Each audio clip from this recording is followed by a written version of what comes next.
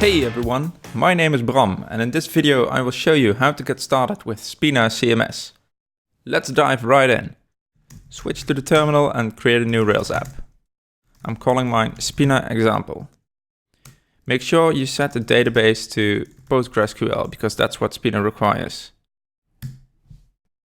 After your app finishes installing, run Rails db-create to create the database. Because we're going to upload images, make sure to install Active Storage as well by running Rails active storage install. Now it's time to fire up your editor and go to the gem file. At the bottom of your gem file, add Spina, and then your terminal run bundle to install it.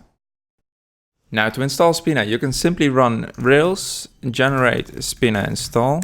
And this generator creates a few initializers and migrations that Spina needs to set itself up.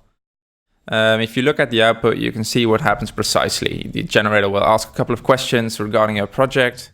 For example, what is the name of your website? In this case, I'm calling it Spina Example.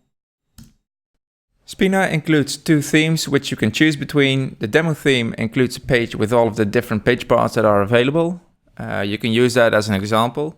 For now, let's stick with the default theme, which is a great starting point. Let's choose an email address and a default password.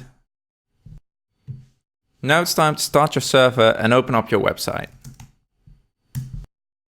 Let's take a look at the admin panel. Visit /admin to go to the login form and log in with your email address and password.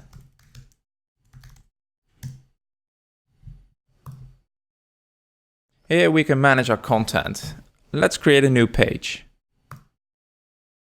As you can see, we have a couple of fields we can use. Most websites will need more fields than these. So let's take a look at how we can add something.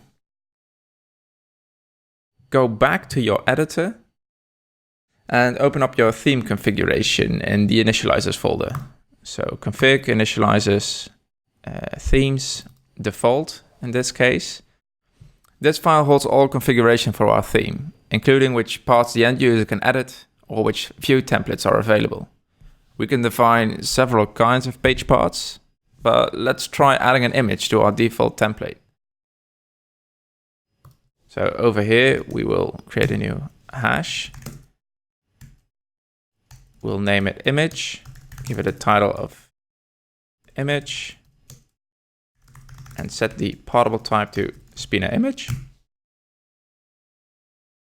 And also make sure to add it to the view template show in this case. Now restart your server and refresh your page form. And now we can see there's a new page part available called image. We can choose an image. I don't have any images yet, so I'm going to upload one.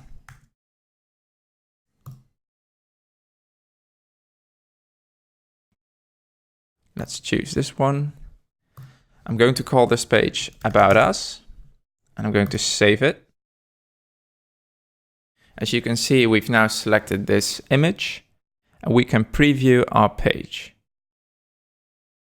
The image that we just selected isn't showing up yet. That's because we have to add it to our view template. Let's go back to the editor and open our views directory, default pages show, which is our view template in this case. And here we can add the required HTML.